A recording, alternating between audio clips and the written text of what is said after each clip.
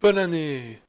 Voilà, ça c'est fait, on peut passer à la suivante, merci, 2013, au revoir. Et moi je suis là, même si certainement un peu en retard, pour faire comme tout le monde et vous montrer une liste. Mais une liste de quoi, vous me demanderez, hein, parce que vous êtes curieux, vous êtes quelqu'un comme ça. Eh bien, réjouissez-vous, mes bien chers frères, mes bien chères sœurs, car c'est le moment du top 10 des meilleurs films de l'année 2013. Alors il me semble que ça va de soi, hein, mais la liste qui suit est mon avis personnel, vous êtes libre de ne pas être d'accord. Voilà, les préliminaires étant enfin terminés, jetons-nous au cœur de l'action, en commençant bien entendu par le numéro 10. Numéro 10, 9 mois ferme. Bernie est un film culte pour ma génération. Avec le dîner de cons, Astérix Obélix Mission Cléopâtre et La Cité de la Peur, c'est probablement le film qui a été la plus grosse source de répliques durant toute mon adolescence. En plus, Bernie se démarquait par son caractère trash, qui le rendait d'autant plus mémorable pour les chaudrons d'hormones masculines bouillonnantes que nous étions dans notre prime jeunesse. Donc, quand j'ai appris qu'Albert Dupontel remettait la main au fourneau, j'étais forcément enchanté. Et pour le coup, j'ai pas été déçu. Alors qu'on soit d'accord, même si le film est vraiment délirant, c'est pas Bernie. Mais ça n'empêche pas de m'avoir fait vraiment hurler de rire, notamment une scène de reconstitution de crime qui franchement restera dans les annales. Dupontel lui-même est excellent, hein, bien entendu, c'est son film après tout, et il a cette manière tellement spéciale d'osciller entre touchant et infect comme ça, sur demande, ça vaut le détour. Mais Dupontel n'est pas seul dans son film, et Sandrine Kiberlin fait vraiment du très bon travail, ce qui n'est pas anodin car le film est porté par son duo d'acteurs principaux. Au final, c'est donc une bonne comédie de Dupontel avec son humour décalé si caractéristique que je ne peux que vous recommander d'aller voir. Numéro 9, Pain and Gain. Puisqu'on est dans les comédies, après tout, restons-y. Ce qui devrait vous choquer en premier, c'est que ce film est réalisé par Michael Bay. Oui, oui, Michael Bay. Michael Soleil couchant sur un drapeau américain, Bay, lui-même. Non mais sans rire, le gars qui a réussi à ruiner un concept aussi simple que des robots géants qui viennent de l'espace, nous offre en fait un film étonnamment efficace. Le film est certes basé sur des faits réels, mais ce n'est pas ça qui le rend agréable. C'est juste qu'il est carrément drôle. En fait, l'idée de base est un peu comme le dîner de cons, c'est-à-dire prendre une bande de crétins finis et de s'en moquer jusqu'à plus soif. Vous avez déjà vu ces images de pauvres gars exposés en place publique sur lesquels on balance des fruits périmés? C'est à peu près ça l'idée. Ceci dit, on ne ressent pas de la miséricorde ou de la sympathie. Au contraire, on prend le parti du réalisateur et on rit avec lui à la face de ces abrutis culturistes qui sont tellement bêtes qu'ils n'arrivent même pas à transgresser la loi correctement. C'est dire, hein. Donc oui, Michael Bay a fait un bon film en 2013. Comme quoi, hein, tout peut arriver. Numéro 8, Prisoners. Est-ce que vous avez vu Taken? Est-ce que vous avez aimé Taken? Qu'on soit d'accord, moi j'ai aimé Taken. J'entends, comment ne peut-on pas aimer un film avec Liam Neeson, qui est quand même le badass absolu du cinéma américain, qui se frite à lui tout seul une armée de méchants arabes qui ne veulent rien que du mal aux gentilles américaines expatriées. En fait, Taken, c'est un peu le fils spirituel de Commando, en son temps.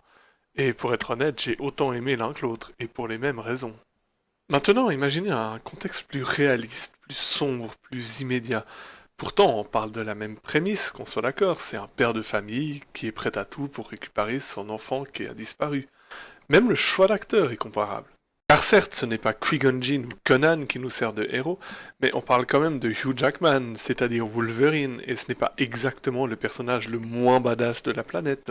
Cependant, plutôt que faire dans la surenchère d'action et la catharsis masculine poussée à son apogée, Prisoners montre une approche réaliste et donc nettement plus sombre d'une histoire au fond vu et revu. Tous les personnages sont humains, que ce soit le héros, son entourage ou même le pseudo-méchant.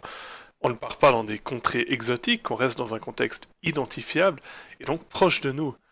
Et au final, l'atmosphère générale est tellement oppressante que même un Nazgûl demanderait de prendre un peu d'air. Ainsi, au lieu d'applaudir devant les exactions du personnage principal, on commence à se sentir mal à l'aise. Plutôt que de s'exclamer «Oh putain, t'as vu jusqu'où il va pour sa famille?» on se dit plutôt «Ah putain, t'as vu jusqu'où il va pour sa famille?» N'espérez donc pas en ressortir en bandant vos muscles et en vous sentant conforté dans vos valeurs masculines, intransigeantes, traditionnelles. Au contraire, la grande efficacité du film vient dans la réalité qu'il insuffle, et souvent la réalité, c'est pas vraiment beau à voir. Numéro 7. Blue Jasmine. 2 mots. Woody Allen. Voilà. Non, sérieusement, vous connaissez tous Woody Allen, vous savez exactement comment ces films sont construits, les thématiques, l'ambiance, les dialogues, etc. Si vous êtes allergique aux dialogues de Woody Allen, ce n'est pas Blue Jasmine qui va vous convaincre du contraire. En revanche, si vous savez que c'est votre tasse de thé, alors vous pouvez aller voir ce film les yeux fermés et les oreilles ouvertes, vous ne serez pas déçu. Ou alors vous êtes simplement fan de Cate Blanchett et c'est l'occasion de voir franchement ce qui est l'un de ses meilleurs rôles et l'une de ses meilleures performances. Je ne vais pas vraiment m'étendre sur celui-ci, comme je l'ai dit, c'est un très bon Woody Allen, vous savez à quoi vous attendre, vous savez probablement à l'avance si vous allez aimer ou pas. Évidemment pour ma part, j'ai beaucoup aimé. Numéro 6. The World's End. Je ne pense pas vraiment faire partie d'un mouvement alternatif secret si je dis que je suis un grand fan d'Edgar Wright. Après tout, Shaun of the Dead est carrément culte, et Hot Fuzz a été extrêmement bien accueilli. Pour ma part, Hot Fuzz m'a un peu moins plu, mais c'est personnel. En fait, mon film favori dans la cinématographie de Wright, c'est sans aucun doute Scott Pilgrim vs. The World. À tel point que c'est ce qui m'a inspiré à faire le premier article de mon blog que je vous invite à aller lire, tiens. The World's End continue la tradition d'Edgar Wright de faire des films pastiches. Après les films de zombies et les films d'action américains, il s'attaque cette fois-ci aux films de science-fiction à tendance apocalyptique. Le titre du film lui-même n'est pas vraiment ambivalent, on parle de la fin du monde quand même. Et ce contexte nous donne une comédie franchement bien construite et drôle, avec comme star évidemment Simon Pegg et Nick Frost, comme toujours, mais également accompagné d'autres acteurs, dont Martin Freeman, c'est-à-dire Bilbo ou Watson, qui est toujours aussi lui-même. En plus d'être franchement drôle, c'est une comédie qui se paie le luxe d'avoir une certaine dimension dramatique en plus, portée par Simon Pegg, qui nous montre pour une fois qu'il est capable de faire autre chose que juste des mimiques débiles à la caméra ou avoir un accent qu'on reconnaît. Et c'est ce petit soupçon de dramatique dans ce qui reste au fond une comédie, n'est-ce pas, qui apporte la cerise sur le gâteau qui permet à The World's End de gagner sa place dans cette liste. Au passage, ne manquez pas non plus This is the End, semblable dans son postulat de base, mais très très différent dans son humour, son exécution et selon moi un chouïa inférieur, mais je ne peux pas nier que c'est un film qui reste très plaisant. Une bonne année donc pour les comédies à thème post-apocalyptique ou apocalyptique. Numéro 5. Captain Phillips. Est-ce que vous saviez que Tom Hanks avait déjà 2 Oscars du meilleur acteur? Il en a gagné un en 94 et un en 95. Et je parle ici de ceux qu'il a gagnés, pas de ses innombrables nominations. Eh bien, il semblerait qu'en 2014, la question ne sera pas est-ce que Tom Hanks va gagner un Oscar, mais bel et bien pour quel film Tom Hanks va-t-il gagner un Oscar? Et oui, les juges devront choisir entre Captain Phillips et Saving Mr. Banks. Ce dernier n'étant évidemment pas encore sorti en Suisse, comme d'habitude, mais bon. Ceci dit, si Captain Phillips trouve sa place dans ce top 10, c'est très certainement grâce à la performance de Tom Hanks. Mais il n'est pas seul dans ce film, qui repose également sur les épaules de l'acteur somalien Barkhad Abdi, qui réussit l'exploit de tenir tête à Tom Hanks dans un face-à-face entre 2 capitaines de bateau, l'un étant un capitaine américain et l'autre un pirate somalien. Le film fait très fort car il ne tombe pas dans le piège de l'excès de pathos. On parle quand même d'une histoire basée sur un fait réel, et elle est donc profondément humaine, et elle réussit à nous tenir en haleine alors que l'on connaît déjà le dénouement de l'histoire. J'ai notamment apprécié le regard plutôt sincère du réalisateur, qui aurait pu tomber dans une éloge peu subtile de type America, fuck yeah, on est les meilleurs du monde. Mais on n'est pas ici dans le cas d'un Michael Bay standard, et l'histoire nous montre réellement les 2 côtés du même tableau, et c'est tout à l'honneur du film. En fait, le film est simplement prenant, bien construit, bien rythmé et porté par 2 très bons acteurs. Honnêtement, dans ce cas-là, difficile de faire la fine bouche. Numéro 4. Gravity. Si vous n'avez pas encore vu Gravity, je vous invite à éteindre cette vidéo sur le champ et à vous rendre sur votre site internet favori, chez votre point de location pour louer une VHS et la rembobiner après, non, peut-être, non. Quoi qu'il en soit, je peux vous dire ce que Gravity n'est pas, et c'est un film très profond. C'est indéniable, c'est quelques tentatives à être plus qu'un film d'action échouent plutôt lamentablement.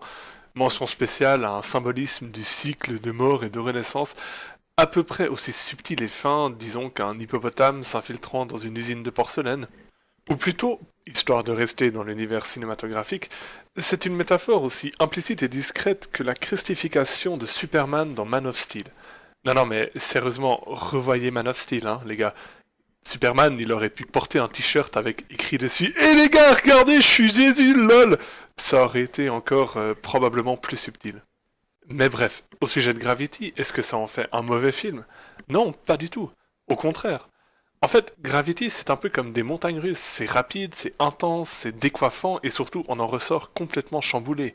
Visuellement, c'est de la pure tuerie, et l'utilisation du contexte spatial, notamment dans son ambiance sonore, nous offre vraiment des tableaux d'une richesse peu égalée. Il faut vraiment voir la scène de la station spatiale se détruisant en arrière-plan, le tout dans un silence absolu, et donc sans que l'héroïne au premier plan ne le réalise, pour comprendre à quel point Gravity peut être intense. Ne serait-ce que pour la scène d'ouverture, qui constitue en un plan unique, sans coupure, donc, de 17 minutes. 17 minutes! Faut le voir pour le croire. Bref, en plus de son intensité à couper le souffle, et oui, je sais, hein, je répète beaucoup le mot intense, mais c'est encore la manière la plus adéquate de qualifier ce film, Gravity réussit un exploit supplémentaire, et pas n'importe lequel. Il fait de Sandra Bullock une bonne actrice. Et franchement, ne serait-ce que pour cela, il mérite visionnage. Numéro 3. The Wolf of Wall Street. Martin Scorsese est certainement un cinéaste très talentueux, et c'est indéniable que c'est l'un des plus importants du XXe siècle. Personnellement, j'ai une relation avec lui qui est assez en dents de scie. Des fois j'aime beaucoup, des fois je déteste, des fois je me demande ce qu'il a pris comme drogue, mais ça c'est une autre histoire. Mais globalement, je pense qu'on peut dire que je suis un grand amateur de ses productions, et pour le coup, son dernier film ne m'a vraiment pas déçu. Encore une fois, ça devient récurrent, hein, par les temps qui courent, le film est une histoire vraie, celle de Jordan Belfort, un arnaqueur reconverti en séminariste à succès. Leonardo DiCaprio est de retour pour encore une fois, tout le monde se pose la question, mais comment ce gars-là n'a pas encore gagné d'Oscar, bordel? Et Jonah Hill essaie de prouver qu'il peut jouer autre chose que Jonah Hill. Le film a bien entendu suscité la controverse, hein, parce que soi-disant il ferait l'apologie de ce comportement individualiste, puéril, égoïste et plus généralement mauvais, qui est celui du personnage principal. Pour ma part, je trouve la discussion à peu près aussi utile, disons, qu'une PlayStation dans un goulag. Sérieusement, quand on voit à quel point le personnage est tourné en ridicule, voire même en pathétique, souvenez-vous de cette scène mémorable d'overdose, je vois difficilement comment on pourrait penser que le film est de son côté. Mais chacun a son avis et ce n'est pas pour rien qu'il a autant fait parler de lui. Bref, tout pseudo-débat mis à part, ce film est simplement génial. Un peu long, certes, mais la pilule passe assez bien. Comme toujours avec DiCaprio, hein, son charisme crève l'écran. Enfin, presque toujours, hein, n'est-ce pas? Mais le film est simplement hilarant de bout en bout, et d'une manière générale tellement frais que l'on rit en même temps avec et à l'encontre de Jordan Belfort. Ce n'est pas la seule comédie que j'ai mentionnée dans ce top 10, mais c'est clairement la meilleure. Numéro 2, Frozen. Avez-vous vu les bandes annonces pour Frozen? Vous savez, cet extrait vraiment bizarre avec un bonhomme de neige et un renne qui essaye désespérément de nous faire rire, alors qu'en fait on reste aussi statique et figé que les résultats électoraux dans une dictature. Si c'est le cas comme moi, vous êtes probablement dit « Ah là là, mais mon pauvre Disney, mais à quoi en es-tu réduit ?» À vrai dire, si ce n'était pour le retour unanimement positif des critiques et des avis sur internet, je ne serais sûrement même pas allé voir Frozen. Eh bien j'aurais eu tort. Et oui, ce n'est ni plus ni moins que le meilleur Disney depuis au moins Le Roi Lion.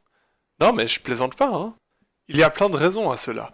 Une en particulier, je ne peux pas vraiment la dévoiler sans gâcher le scénario, mais je me contenterai de dire que cela fait plaisir de voir quand même que l'idée du prince charmant chez Disney en 2013 a évolué depuis son amorce en 1937.